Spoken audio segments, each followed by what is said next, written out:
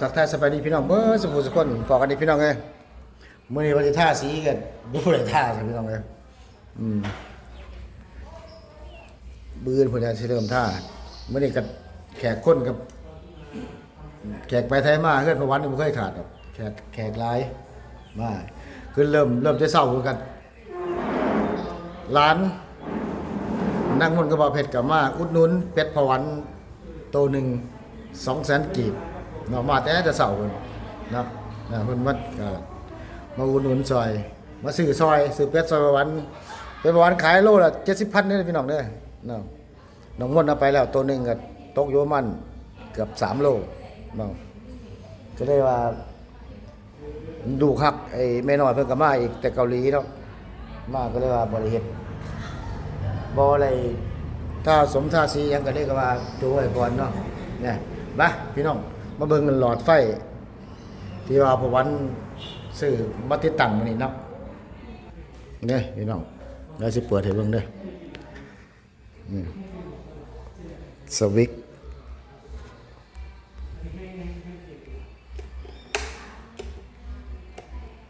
น่ะนี่เห็นป่ะงามอยู่เลยงามบ่ท้องลองกดป่ะฮะกดเปลี่ยนสีเบิ่งกดเปลี่ยนสีเบิ่ง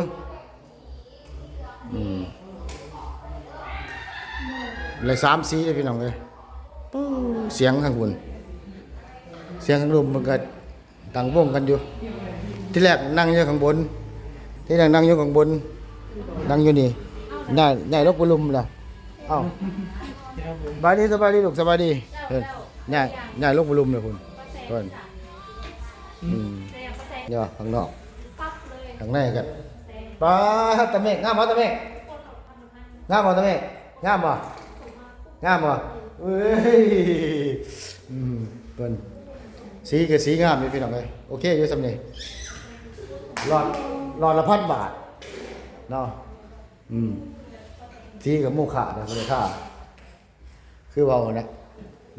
เริ่มแต่ตัวนั้นแต่ละเช้าพุ่นเนาะแขกไปไทยมากก็บ่ว่ากันเรื่องประวัติแขกบ่เคยขาดเนาะเดี๋ยวไปเบิ่งมาเบิ่งบรรยากาศประวัติเนี่ยเบิ่งในกล้องวงจรแต่งแต่เช้าจนฮอดตอนแลงเนาะไปเบิ่งกันพี่น้องไปกล้องวงจร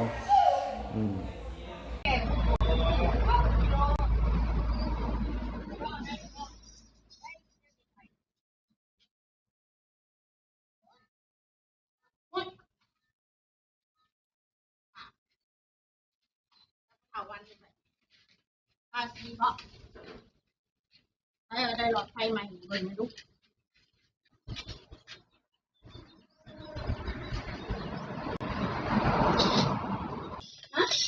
ครับพี่ครับผมว่าโอ้อันนั่งมาแล้วนั่งนิ้วไปสวรรค์เนาะ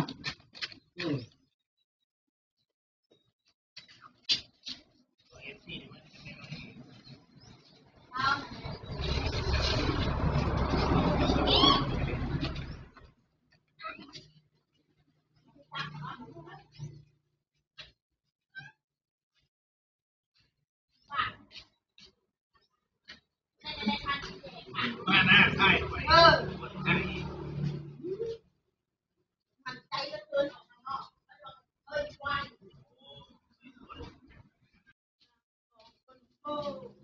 เมื่อไหร่ที่ฝ่าแล้วคุณตี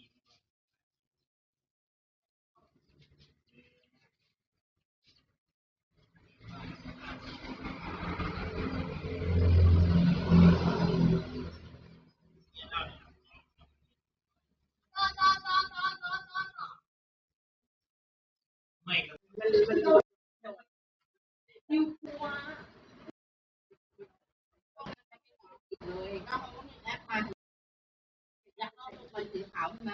แล้วนี่มันก็มีแอปใช่ไหมเพราะพี่เดินทางครั้งแรกยังไปเองมันก็จะมีให้ดูแอปในโทรศัพท์เบอร์ที่เราเพิ่มแปะขาวเอวมาแล้วเดียวไม่3 เข็ม4 เข็มที่เฮ้ยลอยตุ้ยไม่ฉีดเยอะเข็มที่สี่เข็มที่สี่นะเลือดดังออกเลยจริงแล้ว เมื่อบ้านปวดหัว โอ้ยเดี๋ยววันที่ปวดหัวสิบ สีพักที่เหรอวะ เดือนที่สี่เลือดดังอันเลือดดังหน่อยเลยปวดหัว ไปแอบที่แหลกมันอาหารเด็กที่แหลกอะไรที่แหลกหรือว่าที่แหลกที่แหลกแม่ชื่ออะไรที่แหลกคือกันเบียร์ตัวที่มันหมดแล้วน้องพ่อกำลังไปเอาน้องพ่อปุ่นเนี่ยพี่ยกเลยมีแต่พี่ยกคนเดียวนะมินก็ยกเลย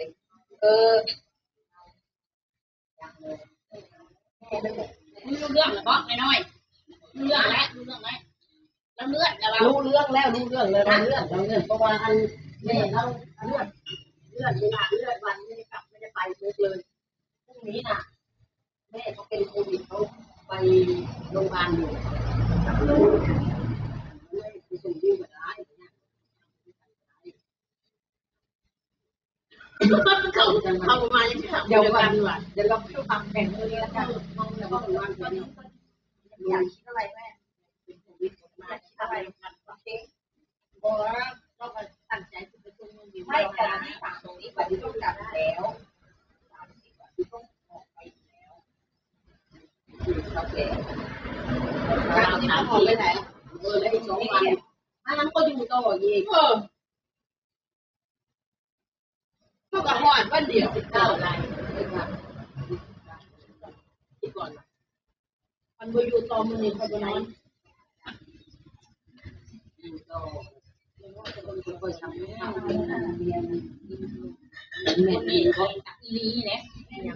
ใช่ก็คนนี้เลยมาเป็นยังคน ที่อยู่ในบ้านนะ เ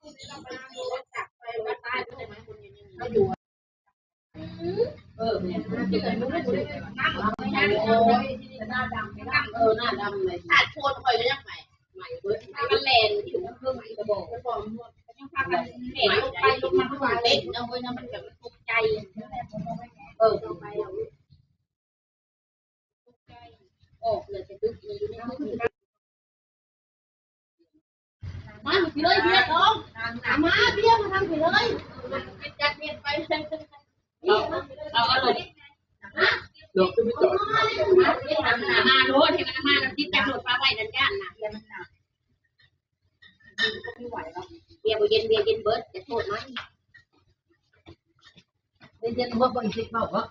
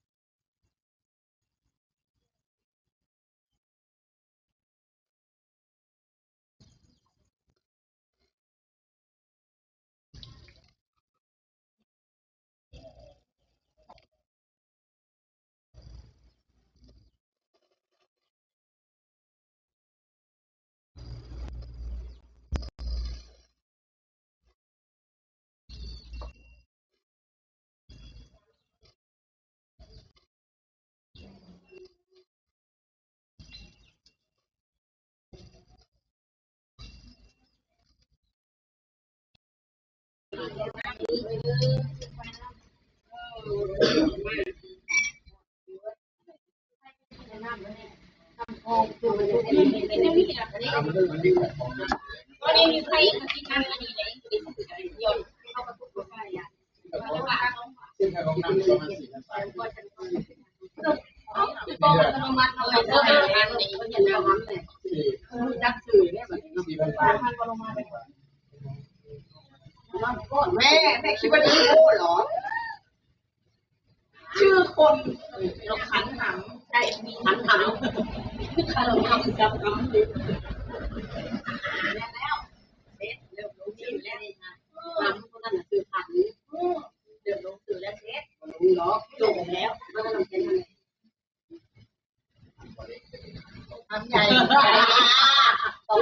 รุ่นดีได้โอเครุ่นนี้ก็เลยเล็กลงทำตุ่มทำโต๊ะโอเคทำตุ่มคุณจ้างถูกต้องมาทำตุ่มเล็กเลยกระตุ้นเลยนะทำตุ่มใช่ไหมทำตุ่มใช่ไหมตุ่มคือทำไปได้เหมือนกันเด้ทำตุ่มอะไรแม่เลยเช็ดโลดตายเลยกูนั่นแต่เขาอายเลยเนาะร้องตายมันไม่ได้รุ่นแม่เขาแล้วเขาไม่ตายแล้วตายเสร็จเนาะเนาะเลยโอ้ยปวดคนไม่เดียวตายเนาะไอ้เด็กนี่เนาะป้าตัวคันเปล่าเนาะโตอ่ะเป็นเรื่องเป็นที่ไม่ได้กระตุ้นเลยน้ำต้มน้ำต้มมันเจอเนาะวัดกัดเท้าน้ำต้มไม่ใช่พี่โอ้ยเจ้าไม่ดีนะผู้ชายนะไม่ก็เป็นรุ่นแม่แล้ว38 28แต่รุ่นแม่กับรุ่นไหนตัวนี่รุ่นแม่จังเดี๋ยวเลยจะว่าจะไม่ได้ดูกันสิโอ้ยคงจะมวยมากเลยไม่ได้หลวงหลานได้แต่ไม่เกินเลยไม่รีบร้อนทำไมใหญ่แล้วร้านจะเรียกเป็นร้านร้านใหญ่ก็ได้คนเนาะร้านก็ใหญ่แล้วพร้อมคือสิก็ได้อยู่ไปเมาเขานั่งเต้นบนเมาบ้านเมามึนๆซาๆเนาะคนเลิกยืงแล้วนะ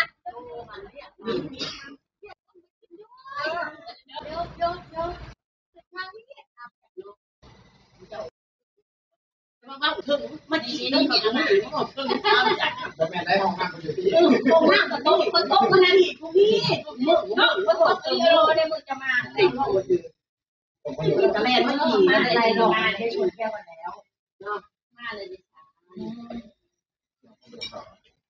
นี่พอยกเลยเขายกหมดแล้วก็เอาจะบอกเมฆมาอ่ะบอกเมฆมาเอาที่ได้จานเนาะ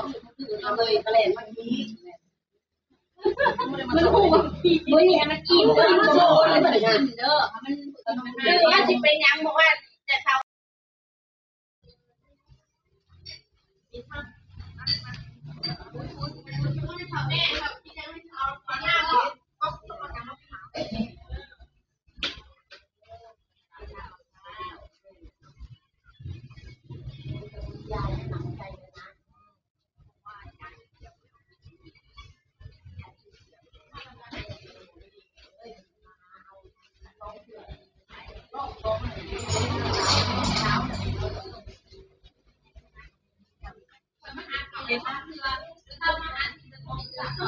เห็นแล้วเป็นไงยาย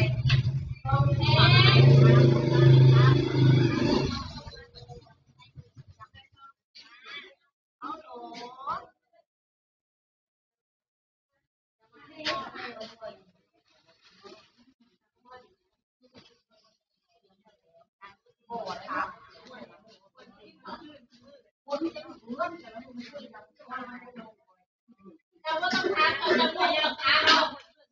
เอาอยู่ค่ะหัวเข้าเขาขึ้นเจ้าเมื่อฟ้าเขาอยู่กันที่บนค่ะเข้ามา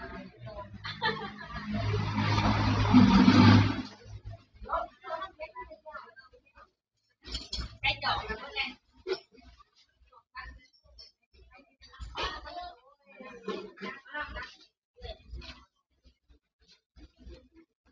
นี่อะไรก็ยังพี่แก่จริงเหรอทำไมน้องสวย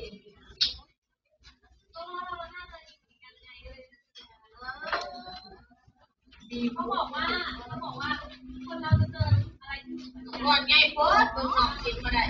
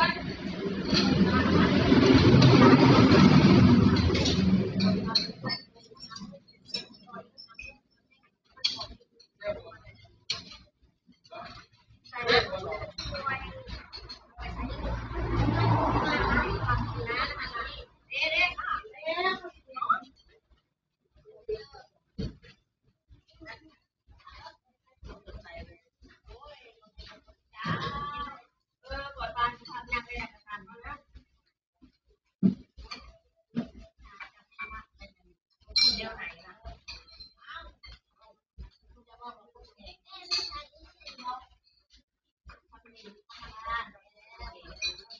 ถามแปดแล้วแม่ค่ะโน้ตหน้าเด็กเนาะหน้าเด็กมากเลยธรรมดาลูกร้านเป็นทองสวยคนจริงคนเหมือนเขาแล้วก็ดีใจเอาจริงๆคนจริงๆแม่ก็ทั้งแปด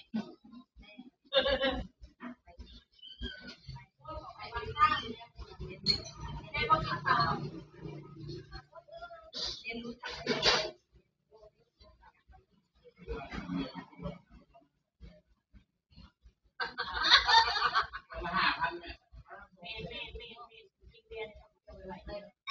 เขาจ่ายเงินเหรอเฮ็ดระบบไปเบิ่งมาเขาจริงเหรอพกกระทุ้งไปนั่งเอาไปยังไงเนาะพกไปนั่งเด็กจริงเหรอจะแลกกันคอยกระงงเนาะป้านี่นะเพื่อนนี่นะทำไมต้องพกปลาเอาไปเยี่ยวกดอันเลยพกกระทุ้งไปนั่งไปเบิ่งเจ็ดพอดใส่มือนั้นคนเนี้ยทางรถเจ็ดพอดใส่กันเนี้ยตัวนึงเอาแมนเนาะคือนี่คันเทาเฮ็ดแน่นี่เนาะมีนั่นเด้น่ะมีหมอลำอยู่ข้างเงื่อนเท่านี้พวกนี้ยังดู